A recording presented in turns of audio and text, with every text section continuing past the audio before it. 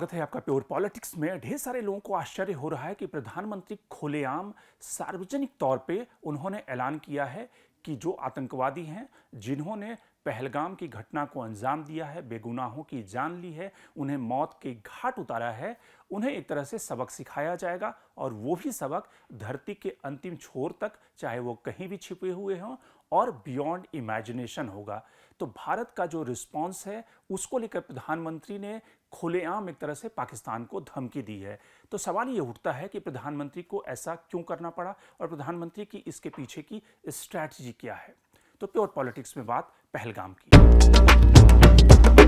आप अगर इससे पहले देखें कि प्रधानमंत्री का जो रिस्पॉन्स का जो तरीका रहा है, लोग जो जानते हैं प्रधानमंत्री नरेंद्र मोदी को, आप जब सबसे पहली घटना उरी का उदाहरण ले लें, उरी जिस तारीख को हुई थी 18 सितंबर को, और उस दिन के 11वें दिन भारत ने सर्जिकल स्ट्राइक किया, जिसमें कि उस उरी में यानी कि 19 सेना के जवानों की जान गई थी। जिस तरह से पाकिस्तान के जैश-ए-मोहम्मद के टेररिस्टों ने उस घटना को अंजाम दिया था, उसके 11वें दिन भारत ने सर्जिकल स्ट्राइक किया। दूसरी बार जब ये मौका पुलवामा में हुआ कि पुलवामा में जो आर्मी का जो कॉन्वॉय जा रहा था, उसके ऊपर सुसाइड बॉम्बर ने, जो जैश-ए-मोहम्मद के आतंकवादी थे, उन्होंने उस घटना को अंजाम दिया 14 फरवरी को 2019, यानी कि लोकसभा चुनाव से थोड़ा सा पहले 14 फरवरी को ये घटना हुई। प्रधानमंत्री 16 फरवरी को प्रधानमंत्री ने इसी तरह से सेम, जिस तरह से आज बिहार के उन्होंने रैली में जिस तरह से पाकिस्तान को धमकी दी, आतंकवादियों को चेतावनी दी और एक तरह से पूरे देश का जो नेशन का रिजॉल्व है उसको सामने रखा कि किस तरह से भारत उन टेररिस्टों के खिलाफ अटैक करेगा, उन्हें उस घटना का जो अंजाम है भुगतना पड़ेगा। उसी तरह से पुलवामा जब हुआ था 14 फरवरी को, 16 फरवरी को प्रधानमंत्री ने संबोधित करते हुए जनता को ये बताया और उन्हें प्रधानमंत्री ने साफ खुलेआम तौर पे ऐलान किया था कि इस दर्दनाक घटना का भारत एक तरह से रिवेंज लेगा, इसका मुकाबला करेगा और जो आतंकवादी, जिन लोगों ने इस घटना को अंजाम दिया है, उन्हें उसका नतीजा भुगतना पड़ेगा। यानी कि खुलेआम तौर पे एक तरह से वार ऑन टेररिज्म के खिलाफ उन्होंने डिक्लेयर कर दिया था। खुलेआम तौर से उन्होंने उसकी जिसको कहते हैं अनाउंसमेंट की थी। तो प्रधानमंत्री का जो बिहार में दिया गया संबोधन है,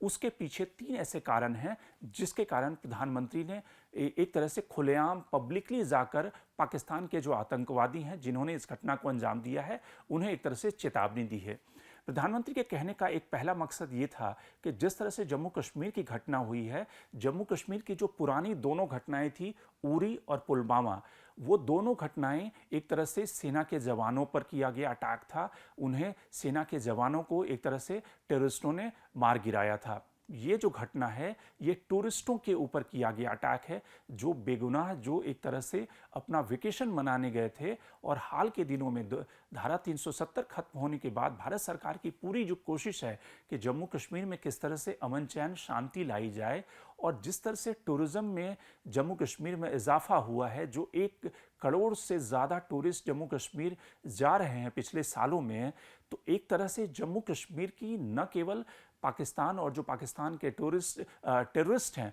उन्होंने जम्मू कश्मीर की इकॉनमी को, उसकी जो रीढ़ है, जो उसका बैकबोन है, उसको तोड़ने की इस घटना के जरिए अंजाम देने की कोशिश की। उनका जो दूसरा मकसद था कि भारत जो अब तक पाकिस्तान को डिप्लोमेटिक तरीके से बिल्कुल कॉर्नर कर चुका था, यानी कि भारत के डिप्लोमेटिक एजेंडे में पाकिस्तान इस समय कहीं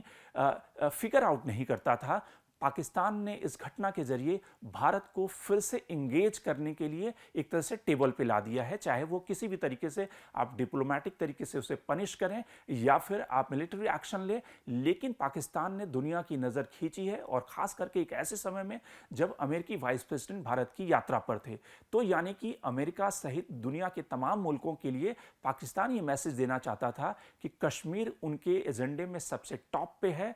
कश्मीर में कोई अमन चैन नहीं बहाली हुई है, कश्मीर में जो इकॉनमी या फिर वहाँ की जो पब्लिक लाइफ पीस के एजेंडे पर वापस आ रही है, वो कहीं ना कहीं उसको डिरेल करना, कश्मीर के लोगों में यह भय कायम करना कि कश्मीर अगर चलेगा तो वो पाकिस्तान के हिसाब से चलेगा, न कि भारत सरकार के एजेंडे के हिसाब से चलेगा। तो पाकिस्तान के ये सारे जो माइलस्टोन जो इरादे थे जिस इस टेररिज्म एक्ट के ज़रिए साबित करने की, अब भारत के सामने जो चुनौती है, प्रधानमंत्री के सामने ये चुनौती है कि प्रधानमंत्री को जिस कश्मीर की शांति और अमन चैन के लिए धारा 370 को खत्म किया गया और भारत सरकार को लगता है कि कश्मीर में अमन और शांति बहाली का यही एक तरीका है, वो कहीं ना कहीं एक तरह से पूरा जो उनका कश्मीर डॉक्ट्रिन है वो डिरेल होने के मुहाने पर खड़ा है। तो इसलिए प्रधानमंत्री के सामने एक बड़ा चैलेंज है, उनके सामने एक टेररिस्ट एक्ट से ज़्यादा बड़ा चैलेंज है कि जिस कश्मीर डॉक्ट्रिन को प्रधानमंत्री नरेंद्र मोदी ने 10 सालों में परसू किया है, जिस पाकिस्तान से उन्होंने डायलॉग को तोड़ दिया, जिस पाकिस्तान को उन्होंने कॉर्नर किया, जिस पाकिस्तान के ऊपर सर्जिकल स्ट्राइक की, बालाकोट का एयर स्ट्राइक किया, उस पाकिस्तान ने भारत का जो रिजॉल्व था जम्मू कश्मीर में अमन चैन धारा 370 खत्म करने के बाद वहाँ के टूरिज्म को वापस लाने की पटरी पर लाने के लिए, वहाँ की इकॉनमी को वापस पटरी पर लाने के लिए, तो एक तरह से प्रधानमंत्री का पूरा डॉक्ट्रिन एक तरह से पाकिस्तान ने एक तरह से खत्म करने की कोशिश की है। तो इसलिए प्रधानमंत्री ने जो ऐलान किया है और भारत सरकार ने जो रिजॉल्व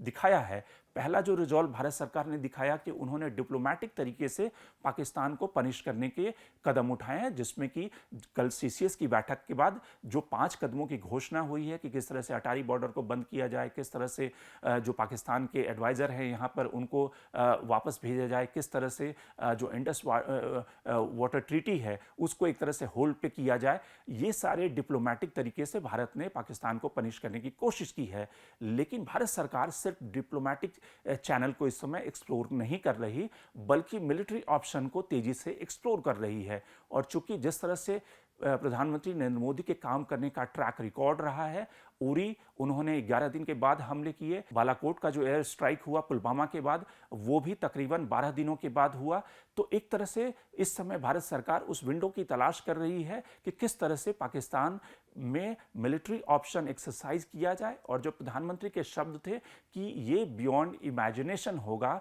और साथ ही वो धरती के अंतिम छोर तक पहुंचकर बदला लेंगे, तो इसका मतलब यह है कि भारत सरकार जिस ऑप्शन की तलाश कर रही है वो पिछले दोनों ऑप्शन से बड़ा होगा, यानी कि एक लिमिटेड वॉर। और लिमिटेड वॉर किस तरह का वॉर होगा, किस तरह के, क्या सर्जिकल स्ट्राइक होगा या सिर्फ डिप्लोमेटिक मिलिट्री एक्शन के अलावा भारत सरकार कोवर्ट जो डिप्लोमेसी होती है उसका भी सहारा लेगी, क्योंकि ढेर सारे जो सरकार के सूत्र हैं, जो सोर्सेज हैं, वो ये कह रहे हैं कि भारत सरकार चारों ऑप्शन को एक्सप्लोर कर रही है, डिप्लोमेटिक तरीके के अलावा मिलिट्री ऑप्शन, कोवर्ट एक्शन, एक तरह से आर्थिक प्रतिबंध, यानी कि एक तरह से पाकिस्तान को किस तरह से ज़्यादा चोट पहुंचाया जाए, इन सारे ऑप्शन पे भारत सरकार इस समय एक्सप्लोर कर रही है। और प्रधानमंत्री के कहने का मतलब साफ यही था कि न केवल वो जम्मू कश्मीर की आवाम, जम्मू कश्मीर की जनता और ख़ास करके इस घटना के बाद